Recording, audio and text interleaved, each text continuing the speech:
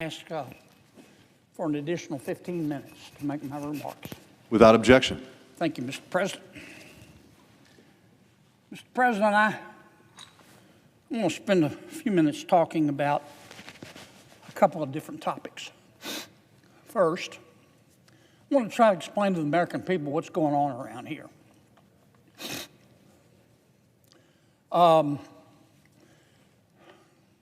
Some people are going to try to tell you, American people, that what we're engaged in is a rational discussion of how to use scarce taxpayer dollars to fund the Department of Homeland Security. Now, that's not true. Wish it were. The Department of Homeland Security is about to shut down. We don't know how to get it back open. What does that mean? It means ICE will be shut down. We've got some ideas about how to keep it operating. They have enough money. It means TSA will be shut down. They're not going to be paid. That'll impact airport travel. Coast Guard be shut down. FEMA, God help us if we have a natural disaster, it'll be shut down.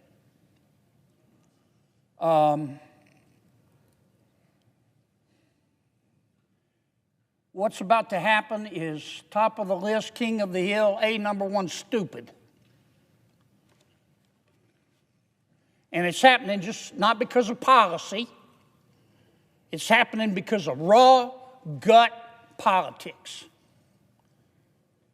If you could see what I see, your gag reflex would be permanently triggered. Here's what's going on. The Karen wing of the Democratic Party is in control of the Democratic Party. And the Karen wing of the Democratic Party, not all Democrats, but there's clearly a Karen wing. Sometimes I call them the loon wing. They have gone to the Minority Leader Jeffries and my friend Senator Schumer and said, don't you vote for that Homeland Security bill. Why? Because the Karen wing of the Democratic Party wants to defund ICE. Now, we've seen this vampire movie before. The Karen wing of the Democratic Party also wanted us to defund the police. How'd that work out for us? The criminals are still laughing. Now they want to defund ICE. And Senator Schumer and Minority Leader Jeffries, two good men, they've made a bunch of unreasonable demands that no person with a brain above a single-cell organism would vote for. It would put handcuffs on ICE. That's just a fact. And they know that. I'm not going to vote for them. Sure not going to vote for them with a gun to my head. Now, But I'll tell you the reality. We could go to Senator Schumer and the minority leader in the House and say, okay, we accept every one of your conditions.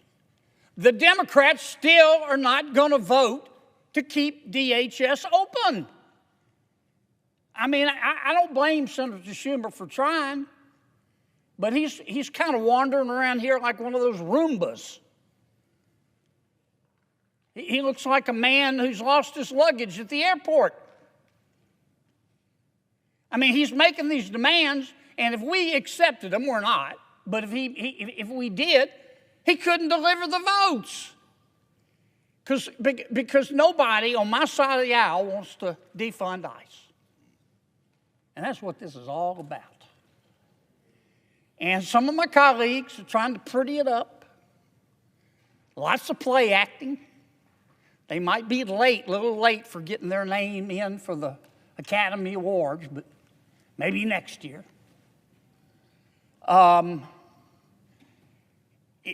they're trying to muddy the water, make it look deep. Like we're having this discussion about efficiencies at the Department of Homeland Security. Nope, very simple. The Karen wing of the Democratic Party has told every single Democrat, if you don't vote to shut down DHS, if you do vote to fund ICE, we will punish you politically the rest of your natural lives. That's why we're about to have a shutdown. Now, this stuff isn't complicated. Here's what I think most Americans believe. Illegal immigration, Mr. President, is illegal. Duh. If none of us are above the law, I believe that. I bet you believe that. If no one is above the law, how come people in our country illegally are above the law?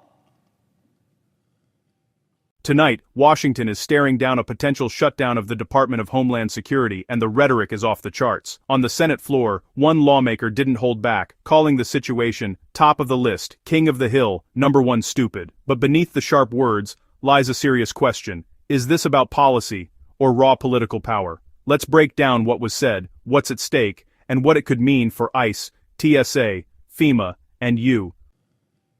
Immigration statutes are not some second-tier laws that you can violate without consequence.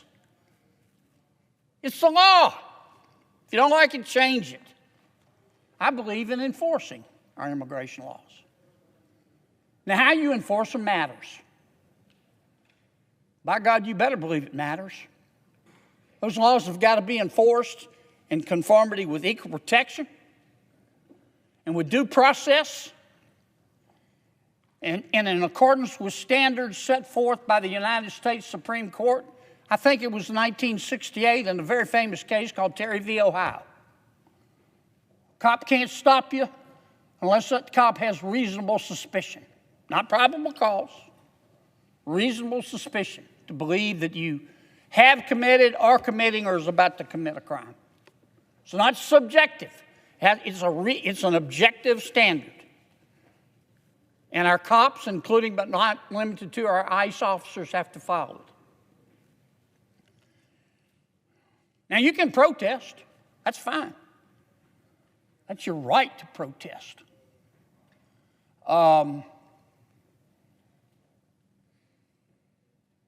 You don't have the right to protest violently. You don't have the right to harass an ICE officer. You don't have a right to spit in his face. You don't have a right to threaten his children. You don't have a right to get his home address and go to his house and try to harass his family. You don't have the right to block the street so the ICE officer can't get through. You don't have the right to kick out a cop's tail light. You don't have the right to go burn Christmas trees. You have the right to protest. But not violently. Because you know what? Two reasons. Violence undermines the morality that you say your movement is built upon. Dr. King knew that. That's why he wanted nonviolent protest. Gandhi knew that. President Mandela knew that in South Africa. Violence undermines the morality that you say your movement is built on. Now, there's a second reason that you can't protest violently. It's against the law. And it's bone deep, down to the marrow, stupid. If you act like a butthead with a cop or an ICE officer, it's not going to end well. It's not going to end well. Here's a little tip. It's free. Cops will leave you alone unless you do illegal stuff. And that's what this debate is all about.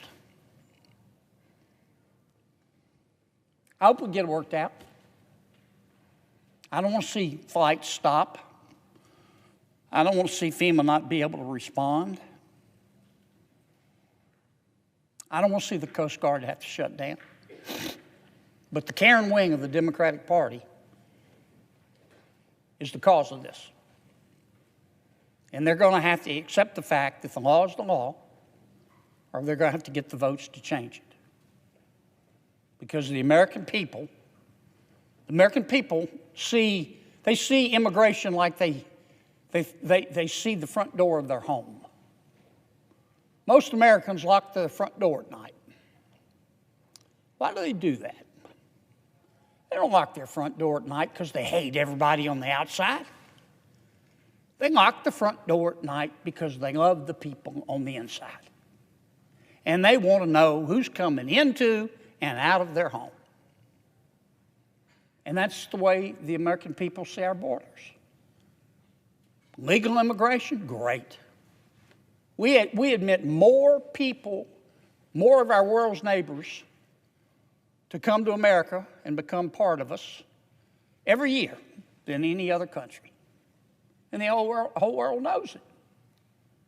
That's why everybody wants to come here. When's the last time you heard of somebody trying to sneak into China? I want to come here. It's called legal immigration. But you can't jump the line. You got to fill out the forms and be properly vetted. You can't just come in. Now, President Biden didn't follow the law. That's why we're in this mess today. We don't know how many people he let in. I'm not saying they were all bad people. I don't know them. That's the point. We don't know who they are. I don't even know the number. Anywhere from 8 million to 15 million. Some of them were bad people. But we don't have the slightest idea who they are. And we don't know where they are. And that's why we have the rule of law. And that's why we have ICE. And that's what's going on. For a more profound political discourse, please like, comment, and subscribe for more further insights.